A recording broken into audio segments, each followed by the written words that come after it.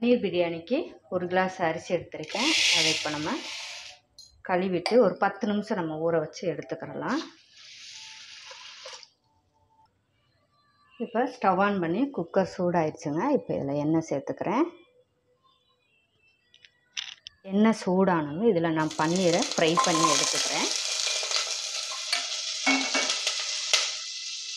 இப்போ அதே குக்கரில் நான் எண்ணெய் சேர்த்துட்டு அன்னாச்சிப்பூ, கிராம்பு, பட்டை 1, ஏலக்காய் 2, கல்பாசி 1 எடுத்திருக்கேங்க.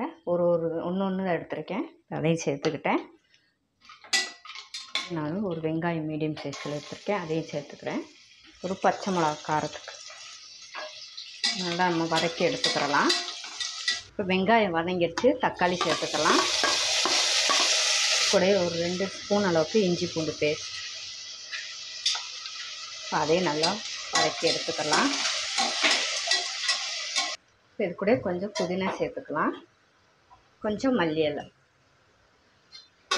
அதையெல்லாம் சேர்த்து நல்லா வதக்கி எடுத்துக்கலாம். இது கூட கரம் மசாலா தூள், மல்லித்தூள், மிளகாத்தூள், மஞ்சள் தூள் சேர்த்துக்கலாம்.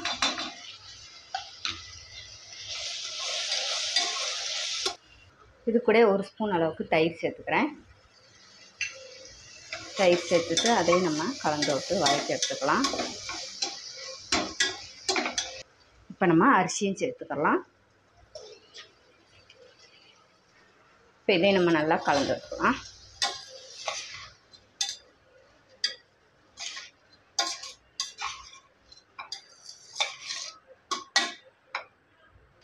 இப்போ இது கூட நான் தண்ணி சூடாக்கி வச்சுருக்கேன். எப்பயுமே சுடு தண்ணி சூடாக்கி ஊற்றுங்க பிரியாணிக்கு. இப்போ ஒரு கிளாஸ் அரிசிக்கு 1.25 கிளாஸ் நான் தண்ணி எடுத்திருக்கேன். இப்போ அதை நம்ம கலந்து விட்டுக்கலாம்.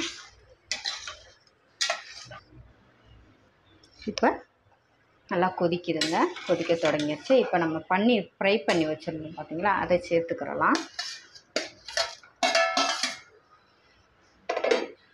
அதை லைட்டாக நம்ம கலந்து விட்டுக்கலாம். இப்போ நம்ம ப்ரெஷர் போட்டு எடுத்துக்கிறலாம்.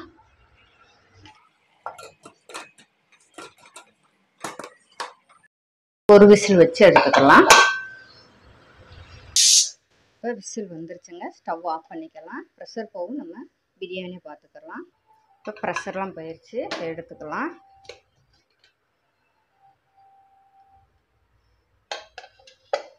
சூப்பராக ஒரு அருமையான பிரியாணி, பன்னீர் பிரியாணி ரெடி ஆயிடுச்சுங்க.